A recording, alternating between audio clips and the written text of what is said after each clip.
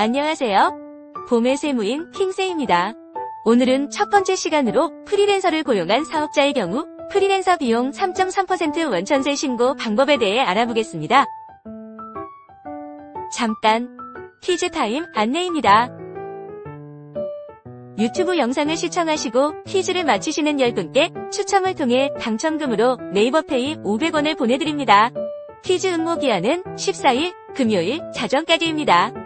화면에 보이는 번호로 문자 주시면 확인 후 정답을 맞추신 10분께 1일 내로 송금해드립니다. 당첨자 발표는 댓글로 올려놓겠습니다. 퀴즈 이벤트는 영상 후반부에서 할 예정이니 끝까지 시청하시기 바랍니다. 질문 있습니다.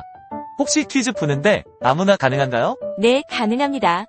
단 구독자를 대상으로 하기에 구독과 좋아요 버튼 클릭은 의무사항입니다. 알겠습니다. 지금부터 프리랜서 비용 원천세 신고에 대해 알아보겠습니다.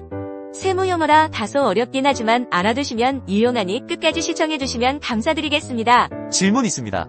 프리랜서 기준이 뭔가요? 보통 프리랜서의 경우 사업자 등록을 하지 않고 본인이 습득한 기술로 독립적이고 반복적으로 소득을 벌어들이기 때문에 사업소득으로 보고 세퍼센트의 원천 징수를 하게 됩니다.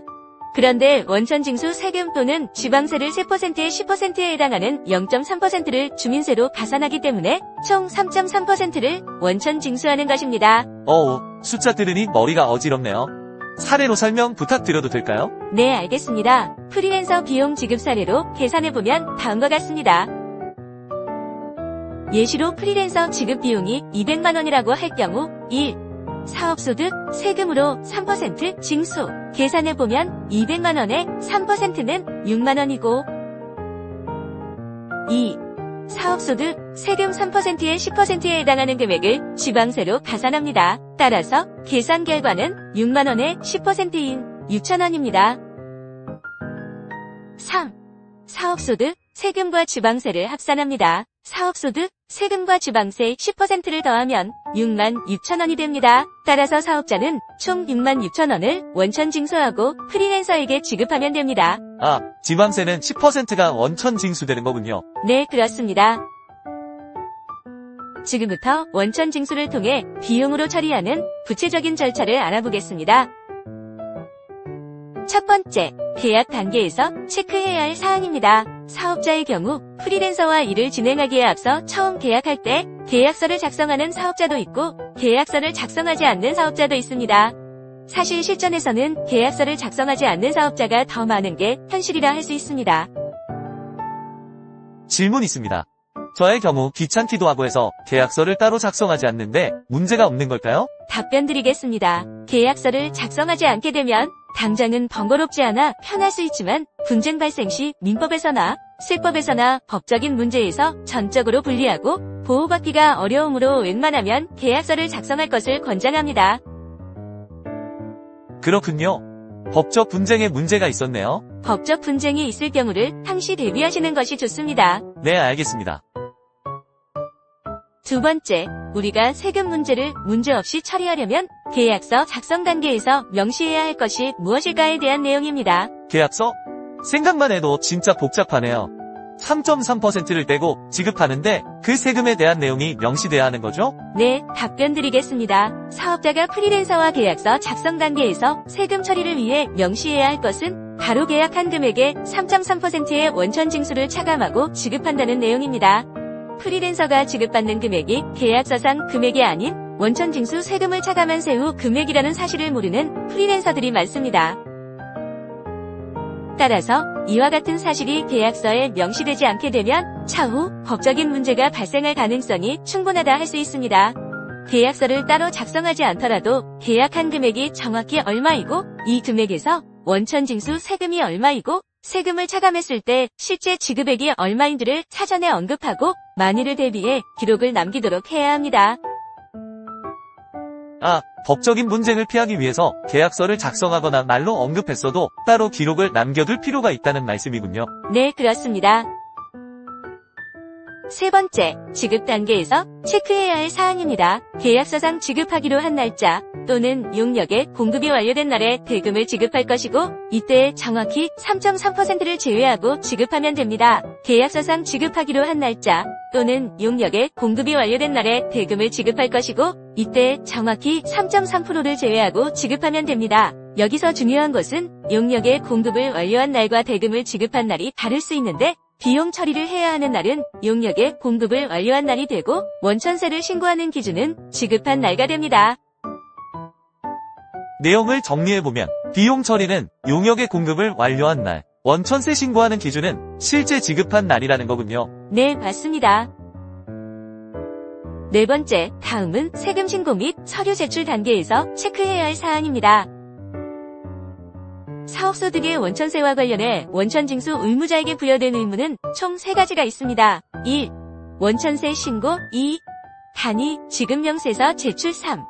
지급명세서 제출입니다. 구체적으로 설명드리면 다음과 같습니다. 첫째, 지급한 달의 다음 달 10일까지 원천세를 신고해야 합니다. 그럼 예를 들어 프리랜서 비용을 지급한 달이 3월이라고 한다면 원천세 신고일은 언제인가요? 네, 당일 4월 10일까지입니다. 네, 알겠습니다.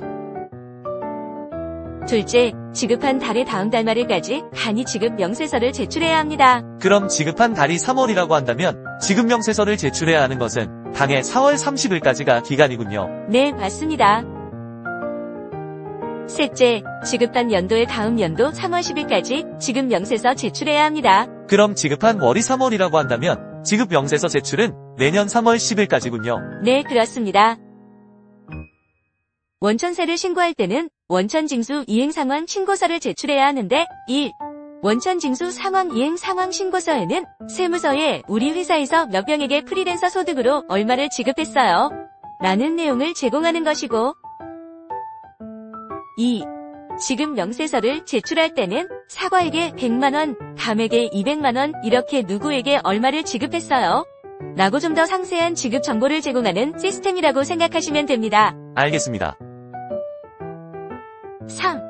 단위 지급 명세서는 1년에 한 번 제출하는 지급 명세서를 단기나 분기 또는 매월 등 짧은 주기로 신고하는 서류입니다. 이는 근로장려금 지급자를 파악하기 위한 국세청의 한 시스템인데 작성 방법은 지급 명세서와 별반 다를 바 없습니다. 이 중 하나라도 완수하지 않는다면 원천세를 신고할 때 신고불성실 가산세, 납부지연 가산세를 지급 명세서의 경우에는 미지출 가산세를 납부할 수 있으므로 다음 영상의 작성 예시를 참고해 꼭 완수하시길 권합니다. 지금까지 이해하지 못한 내용이 있다면 질문 받겠습니다. 질문 있습니다. 만약 대금을 나누어서 지급하기로 계약한 경우에는 어떻게 하면 되나요? 세법에서는 대금을 나누어서 지급한 경우 각각의 날마다 따로따로 원천세를 신고하도록 하고 있으나 실무적으로는 연도가 바뀌지 않는다면 세무서에서 크게 간섭하지 않습니다. 따라서 마지막 대금을 지급할 때 한꺼번에 신고하는 것이 더 편할 수 있습니다. 그렇군요. 감사합니다. 다음 질문입니다. 사업소득 외 다른 소득을 취급할 때는 어떻게 하면 되나요? 근로소득을 지급하는 근로자의 경우 기본적인 연말정산 의무만 더 발생할 뿐입니다. 그 외에 원천징수 의무가 있는 다른 소득들도 지급명세서 제출의 날짜만 변경되고 원천세를 신고하고 지급명세서를 제출하는 기본 로직은 모두 같다고 보시면 됩니다. 알겠습니다. 이제 좀 알 것 같네요. 드디어 기다리던 첫 이벤트 퀴즈 타임입니다. 첫 번째 퀴즈입니다. 프리랜서의 경우 원천세 신고 시 어떤 소득으로 신고해야 할까요? 1. 근로소득. 2. 사업소득. 3. 이자소득. 4. 연금소득. 5. 일용직소득. 오지선다형이니 정답을 고르셔서 댓글에 남기시면 됩니다. 두 번째 퀴즈입니다.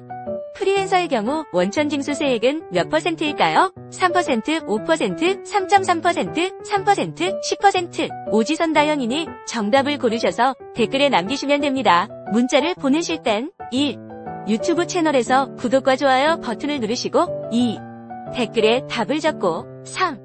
문자로 정답을 확인할 수 있도록 댓글 입력창을 캡처해서 보내주시면 됩니다. 제발 당첨되면 진짜 기분이 너무 좋을 것 같네요. 행운을 빕니다. 지금까지 프리랜서 비용 원천세 신고 방법에 대해 알아보았습니다. 다음 영상에서 이어 설명드리겠습니다.